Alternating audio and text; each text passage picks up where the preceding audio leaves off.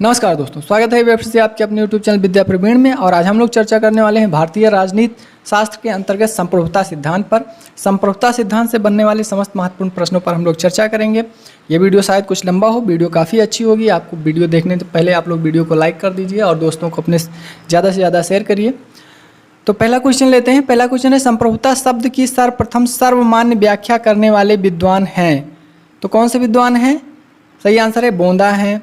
बोंदा की पुस्तक कौन सी है? डी रिपब्लिका या 6 book concerning on the Republica. अरस्तु की पॉलिटिक्स, मैकियावेली की द प्रिंस। नेक्स्ट क्वेश्चन, संप्रभुता से क्या आशय है? सही आंसर है संप्रभुता से आशय सर्वोच्च सत्ता से। नेक्स्ट क्वेश्चन, वैधानिक अथवा कानूनी संप्रभुता का सिद्धांत किससे संबंधित है? वैधानिक अथवा कानूनी संप्रभुता का सिद्धांत किससे संबद्ध है? तो सही आंसर होगा ऑस्टिन। लेकिन हाब्स भी वैधानिक संप्रभुता से है और बेंथम, लेकिन सर्वप्रथम जो है वो ऑस्टिन को माना जाता है, क्योंकि ऑस्टिन कहता है संप्रभु का आदेश ही कानून है, उसकी ये परिभाषा है। नेक्स्ट क्वेश्चन, लोकप्रिय अथवा लौकिक प्रभुसत्ता का सिद्धांत किस विद्वान ने प्रतिपादित किया? लोकप्रिय अथवा लौकिक सिद्धांत, इसका प्रतिपादन रूसो ने किया। रूसो की पुस्तक का नाम सोशल कॉन्ट्रैक्ट, और सोशल कॉन्ट्रैक्ट में इन्होंने सामान्य इच्छा के सिद्धांत का विवरण दिया है।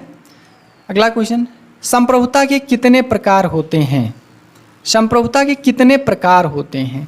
तो सही आंसर है 2 प्रकार होते हैं, एकल संप्रभुता और दोहरी। दोहरी संप्रभुता मतलब होता है कि विभाजित संप्रभुता, समुदायों की संप्रभुता।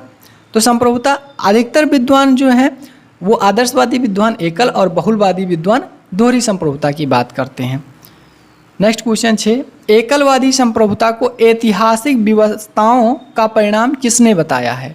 सही आंसर है अर्नेस्ट बार्कर ने ऐतिहासिक व्यवस्थाओं का परिणाम बताया है। सॉवरेनिटी शब्द की उत्पत्ति किस भाषा से हुई? क्वेश्चन खूब आता है ये, टीजीटी में आएगा, 100% आएगा। सही आंसर है लैटिन भाषा। सॉवरेनिटी शब्द का जो अर्थ है वो है संप्रभुता, और इसकी उत्पत्ति लैटिन भाषा से हुई। ये बड़ी अच्छी परिभाषा है, अच्छी परिभाषाओं में एक मानी जाती है। संप्रभुता नागरिकों तथा प्रजाजनों के ऊपर वह सर्वोच्च शक्ति है जिस पर कानून का कोई बंधन नहीं है। कौन कहता है? बोंदा कहता है। बोंदा की पुस्तक डी रिपब्लिका। बोंदा कहाँ का निवासी है? बोंदा फ्रांस का निवासी है। अगला क्वेश्चन, 1688 में राजनीतिक संप्रभुता का उदय कहाँ पर हुआ? राजनीतिक संप्रभुता, सही आंसर है इंग्लैंड में। 1688 से पहले क्या था? राजतंत्रीय संप्रभुता थी, यानी राजा में सारी शक्तियाँ निहित थीं। लेकिन 1688 के क्रांति के बाद इसको रक्तहीन क्रांति भी कहते हैं। इसके बाद में राजतंत्र तो केवल नाम मात्र का रह गया और वहाँ संवैधानिक प्रजातंत्र की स्थापना हो गई। अगला क्वेश्चन, राजनीतिक संप्रभुता से क्या तात्पर्य है? राजनीतिक संप्रभुता थे, सही आंसर है मतदाताओं की संप्रभुता। हमारे यहाँ भी मतदाताओं की संप्रभुता है। संप्रभुता के बाह्य पक्ष का क्या आशय है? बाह्य पक्ष का, तो आपका सही आंसर है सी, संबद्ध राज्य किसी भी प्रकार के बाह्य नियंत्रण से मुक्त है, यानी इस पर किसी भी बाह्य दबाव नहीं हो सकता किसी भी प्रकार का। अगला क्वेश्चन, ऑस्टिन के वैधानिक संप्रभुता सिद्धांत में आगे चलकर कौन सा विचार उद्भव हुआ? ऑस्टिन पहले क्या है? कानूनी संप्रभुता के सिद्धांत देते हैं। ऑस्टिन है, हाब्स हैं और जेम्स प्रथम हैं। तो ये सब जेम्स प्रथम है निरंकुश राजतंत्र की बात करता है, और हाब्स जेम्स प्रथम की सत्ता को वैधानिकता प्रदान करता है। तो बाद में चलकर इन्होंने एकात्मक राष्ट्रवाद की संकल्पना का सिद्धांत अपने वैधानिक संप्रभुता सिद्धांत में जोड़ दिया।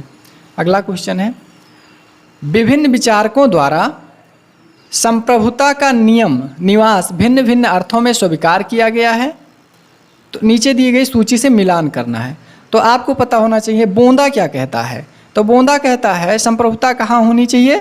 राजा में होनी चाहिए, क्योंकि ये एकल संप्रभुता की बात करता है। लाक क्या कहता है? लाक कहता है जनता या समाज के पास संप्रभुता होनी चाहिए। जनता सामाजिक समझौते सिद्धांत में कहता है कि व्यक्ति के पास प्राकृतिक अधिकार है, तो प्राकृतिक अधिकार है तो संप्रभुता उन अधिकारों से बाधित होगी। रूसो क्या कहता है? सामान्य इच्छा का सिद्धांत देता है। और ऑस्टिन एक निश्चित मानव श्रेष्ठ में संप्रभुता का निवास मानता है, यानी आपका सही आंसर होगा सी। नेक्स्ट क्वेश्चन, मर्यादित संप्रभुता का समर्थक कौन था? मर्यादित मतलब उस पर बंधन लगाया जा सके, संप्रभुता निरंकुश ना हो। तो सही आंसर होगा लाक। अभी हमने आपको बताया कि लाक ने कहा कि जब मानव पैदा हुआ तो उसके पास प्राकृतिक अधिकार थे 3, जीवन, स्वतंत्रता और संपत्ति। उसका हनन नहीं कर सकती कोई संप्रभुता, कोई राजा, कोई कानून नहीं कर सकता। तो इसलिए इस पे मर्यादाएं हैं संप्रभुता पर, इससे वो बाधित है। सही आंसर होगा लाक ने मर्यादित। अगला क्वेश्चन है, रूसो द्वारा प्रतिपादित जन संप्रभुता का विचार उल्लिखित है किसकी कृति में? सही आंसर है सोशल कॉन्ट्रैक्ट। रूसो की जो कृति है वो है सोशल कॉन्ट्रैक्ट है, इमाइल है, कई पुस्तकें रूसो ने लिखी, जो सबसे प्रमुख है वो सोशल कॉन्ट्रैक्ट। भारतीय संप्रभुता का निवास है, सही आंसर है जनता में। जो मेन सही आंसर है वो जनता में है, लेकिन विधानमंडल सहित जनता में है। विधानमंडल के पास कानून बनाने का अधिकार है, लेकिन विधानमंडल कानून बनाता है लेकिन चुना तो जनता से जाता है, इसलिए अंतिम अधिकार जनता के पास है। रूसो संप्रभुता का निवास सामान्य इच्छा में माना है। ऑस्टिन के अनुसार संप्रभुता किसमें निवास करती है? तो ऑस्टिन का भी मैंने बताया, ऑस्टिन ने एक निश्चित व्यक्ति में मानता है और रूसो क्या मानता है? सामान्य इच्छा में। अगला क्वेश्चन, जिस प्रकार अर्ध त्रिभुज अर्धवर्ग की कल्पना नहीं की जा सकती, उसी प्रकार से अर्ध संप्रभुता या संप्रभुता के विभाजन की कल्पना नहीं की जा सकती। यह कथन किस विद्वान का है? यानी संप्रभुता को विभाजित नहीं किया जा सकता। संप्रभुता का गुण क्या है? अदेय है, अविभाजित है, ठीक है। तो ये कहता है एकल संप्रभुता यानी निरंकुश संप्रभुता। तो ये परिभाषा दी कैल्हन ने। अगला क्वेश्चन, 18वीं शताब्दी में संप्रभुता सिद्धांत को पुनर्जीवित करने वाले विद्वान हैं कौन? बेंथम। बेंथम किस प्रकार के विद्वान है? उपयोगितावादी विद्वान है बेंथम। बेंथम कहाँ के हैं? ब्रिटेन के हैं। कानून संप्रभु की आज्ञा है, कानून संप्रभु की आज्ञा या आदेश है, यह किसने कहा? तो सही आंसर है ऑस्टिन ने कहा। अगर ऑस्टिन ऑप्शन में नहीं है तो हाब्स को हम लगाएंगे। किसने संप्रभुता को वर्ग शक्ति माना? वर्ग शक्ति, वर्ग शक्ति, वर्ग संघर्ष का सिद्धांत कौन देता है? तो मार्क्स देता है। कार्ल मार्क्स की पुस्तक क्या है? कार्ल मार्क्स की कई पुस्तक है, philosophy of poverty of philosophy है, दास कैपिटल है, कम्युनिस्ट मैनिफेस्टो है। कार्ल मार्क्स मार्क्सवाद के जन्मदाता माने जाते हैं। संप्रभुता को राज्य की परिपूर्णता स्वीकार करते हैं कौन? रोमन विचारक। संप्रभुता राज्य की परिपूर्णता है। राज्य के पास 4 आवश्यक तत्व कौन कौन से होने चाहिए? आप लोगों को पता होना चाहिए राज्य के पास 4 आवश्यक तत्व है, तभी वो राज्य की श्रेणी में आता है। जनसंख्या, निश्चित भूभाग, सरकार और संप्रभुता। संप्रभुता राज्य का अनिवार्य तत्व होता है। संप्रभुता आवश्यक होती है किसके लिए? समस्त राज्यों के लिए। बिना संप्रभुता के कोई राज्य नहीं होता। ऑस्टिन की कृत विधिशास्त्र का व्याख्यान, लेक्चर्स ऑन दी ज्यूरिस्प्रूडेंस, जिसमें उसने अपने संप्रभुता विषयक विचार अभिव्यक्त किए, किस वर्ष प्रकाशित हुई? तो ये 1832 में प्रकाशित हुई। कौन सी कृत? Lectures on jurisprudence. अगला क्वेश्चन, ऑस्टिन की संप्रभुता की अवधारणा की सर्वाधिक आलोचना कौन करता है? आलोचना कौन करता है? तो सही आंसर है हेनरी मैन। हेनरी मैन कौन है? ये राज्य के पितृसत्तात्मक, राज्य की उत्पत्ति पितृसत्तात्मक सिद्धांत के अनुसार मानता है, यानी एक क्रम से मानता है। तो ये संप्रभुता का बहुलवादी विचारक है, यानी संप्रभुता कई भागों में विभाजित है, जबकि ऑस्टिन कहता है कि नहीं, संप्रभुता एकल होनी चाहिए। तो इसलिए हेनरी मैन इसका आलोचना करता है। अगला क्वेश्चन, ये आपका मिलान करवाना है। रूसो कौन सी संप्रभुता कहता है? रूसो लोकप्रिय संप्रभुता कहेगा। रूसो लौकिक संप्रभुता या लोकप्रिय संप्रभुता। ऑस्टिन कानूनी संप्रभुता। लाक क्या कहता है? मर्यादित संप्रभुता की बात करता है। और ह्यूगो ग्रोसियस बाह्य संप्रभुता की बात करता है। ह्यूगो ग्रोसियस को अंतर्राष्ट्रीय न्याय का जनक भी माना जाता है, यानी अंतर्राष्ट्रीय कानून का जनक ह्यूगो ग्रोसियस को। तो इसमें आपका सही आंसर सी हो जाएगा, सी। अगला क्वेश्चन, ये भी देखिए परिभाषा है और मिलान करना है। तो संप्रभुता वह शक्ति है जो ना तो अस्थायी है और ना ही किसी में निहित है, यह किसी कानून के अधीन भी नहीं है। ये आपको मिलान कराना है किस किस का है। संप्रभुता वह शक्ति है जो सदा क्रियाशील है, और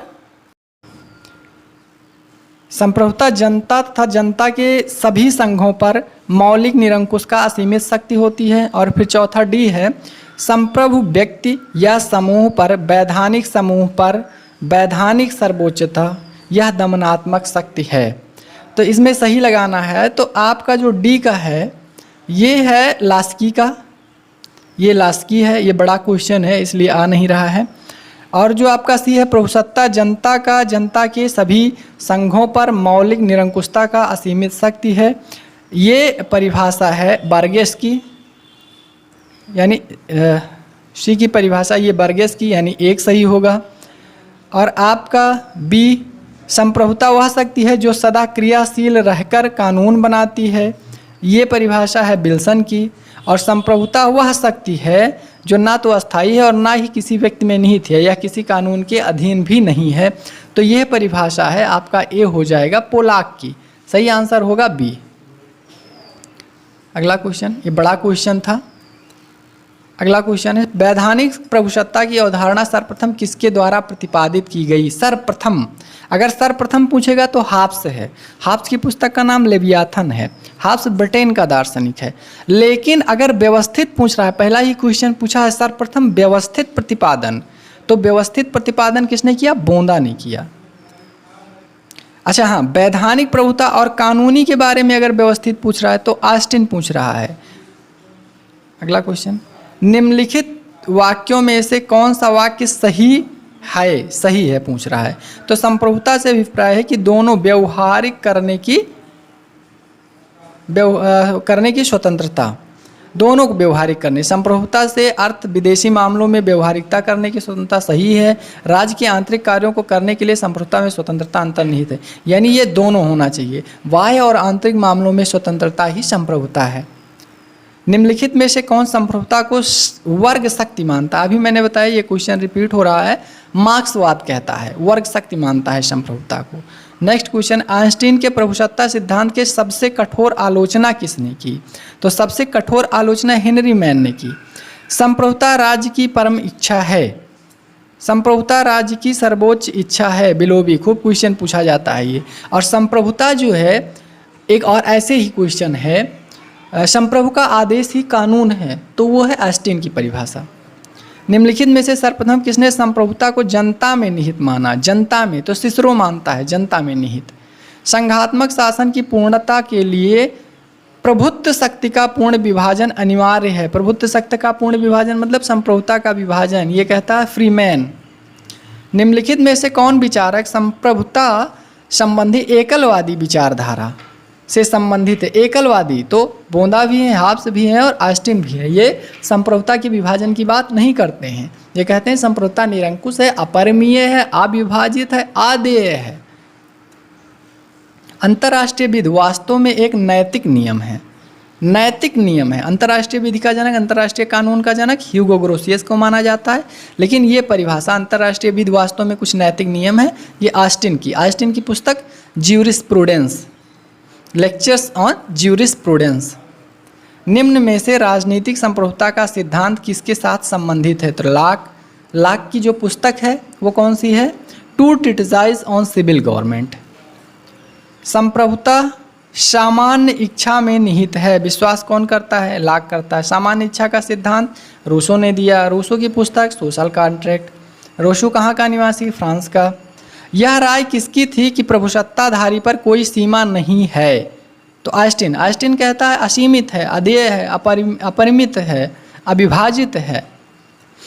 संप्रभु के रूप में मान्य किए जाने के लिए समाज के अधिकांश भाग द्वारा संप्रभु की आज्ञा का आदतन पालन होना चाहिए, यह विचार अमान्य किया था सर हेनरी मैन कहता है कि नहीं भाई, संप्रभुता विभाजित होनी चाहिए, कई गुटों में होनी चाहिए। ठीक है, नेक्स्ट क्वेश्चन देखते हैं।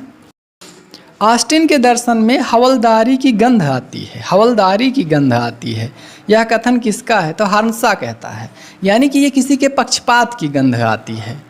नाम मात्र का प्रभुसत्ताधारी कौन होता है? नाम मात्र का, जैसे अपने यहाँ राष्ट्रपति नाम मात्र का है, तो कहता है प्रभुसत्ताधारी ऐसा कौन होता है? वह व्यक्ति जिसके पास संविधान प्रदत्त सभी अधिकार हैं परंतु उसके अधिकारों का प्रयोग दूसरा करता है, जैसे ब्रिटेन का राजा और भारत का राष्ट्रपति, ये नाम मात्र का संप्रभुताधारी है। अधिकारों का उपयोग दोनों जगह प्रधानमंत्री ही करता है। नेक्स्ट क्वेश्चन है, दार्शनिक संप्रभुता का सिद्धांत किसके साथ जुड़ा है? दार्शनिक संप्रभुता रूसो के साथ जुड़ा है। नेक्स्ट क्वेश्चन है, किसने कहा कि संपत्ति का अधिकार राज्य द्वारा प्रदान किया गया है? राज्य द्वारा। संपत्ति का अधिकार। लाक क्या कहता है? लाक कहता है कि प्राकृतिक अधिकार संपत्ति का अधिकार है, जबकि हाब्स कहता है नहीं, इसको राज्य ने प्रदान किया है।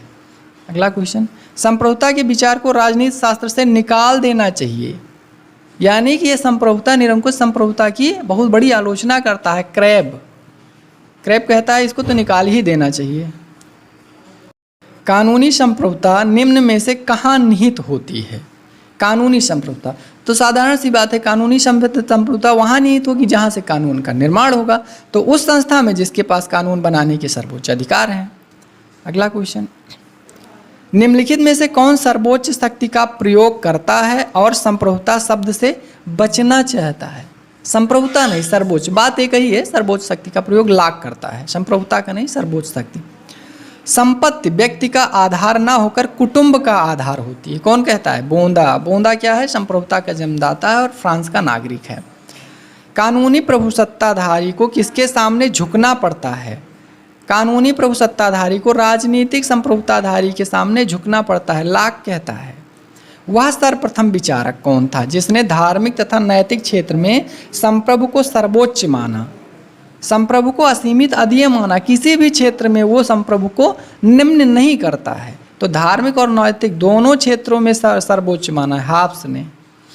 नेक्स्ट क्वेश्चन, किसने परिभाषित किया कि संप्रभुता ऐसी सर्वोच्च सत्ता है जो अन्य किसी सांसारिक सत्ता से स्वतंत्र है? केल्सन कहता है ये किसी संप्रभुता किसी भी विशेष परिस्थिति या किसी सत्ता से बाधित नहीं है, केल्सन की परिभाषा है।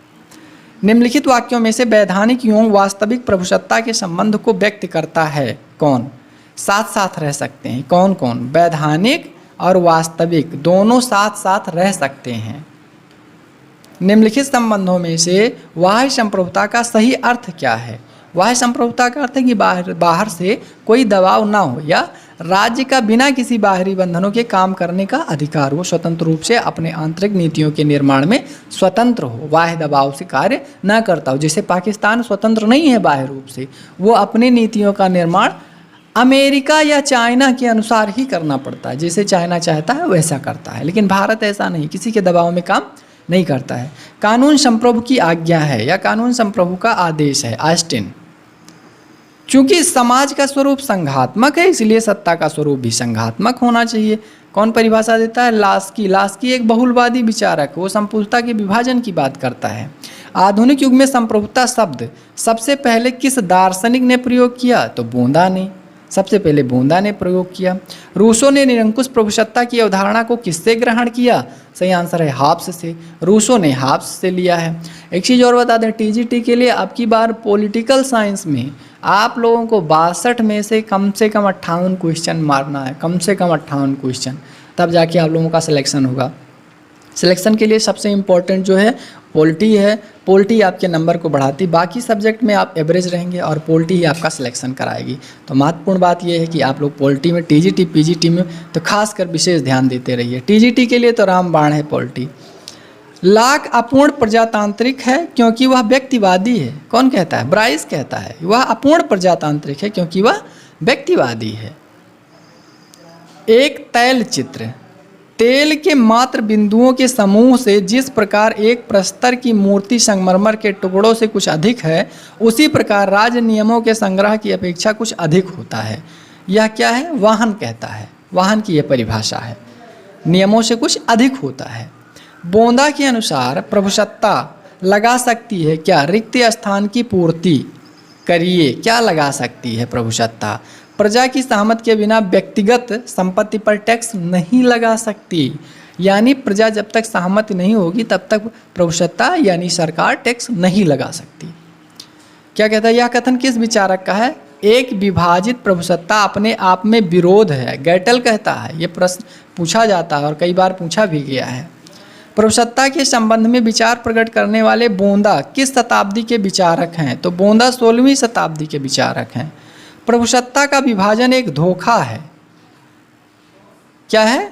धोखा है, धोखा कहते हैं, हाब्स कहते हैं प्रभुसत्ता का विभाजन एक धोखा है। राज्य विधि का नहीं वरन विधि राज्य का निर्माण करती है, क्रैब कहते हैं। ये क्वेश्चन लगातार रिपीट हो रहा है टीजीटी में और पीजीटी में। आधुनिक काल का प्रथम विचारक कौन था जिसने स्पष्ट शब्दों में यह कहा कि राज्य की सदस्यता के बिना राज्य की सदस्यता के बिना व्यक्ति के लिए नैतिक जीवन असंभव है, यानी राज्य का सदस्य होना ही पड़ेगा। रूसो क्या कहता है? मनुष्य सर्वत्र बेड़ियों में जकड़ा हुआ है या मनुष्य को स्वतंत्र होने के लिए बाध्य किया जा सकता है। ये रूसो की परिभाषा है। अगला क्वेश्चन है जीन बोंदा। बोंदा का पूरा नाम जीन बोंदा है। जीन बोंदा क्या कहता है? संप्रभुता की परिभाषा इस प्रकार, यह नागरिकों और प्रजाजनों पर लागू होने वाली सर्वोच्च शक्ति है जो कानून से बाधित नहीं होती। विचारक के मतानुसार इस परिभाषा में निहितार्थ क्या है? तो निहितार्थ ये है कि संप्रभु सकारात्मक विधि से बाधित नहीं है किंतु उच्च विधि के अधीन है। उच्च विधि जैसे अभी इसने कहा कि निरंकुश तो है लेकिन कर तभी लगा सकती है कि जब जनता की अनुमति हो, तो इसलिए कुछ मर्यादाओं से बाधित है। संप्रभुता के एकलवादी सिद्धांत का मत है। तो एकलवादी सिद्धांत का मत संप्रभुता केवल राज्य में अवस्थित है और किसी अन्य समुदाय में नहीं, केवल और केवल राज्य में। संप्रभु के श्रेष्ठ समर्थक के रूप में किसे जाना जाता है? तो आइंस्टीन को संप्रभु के श्रेष्ठ समर्थक के रूप में जाना जाता है।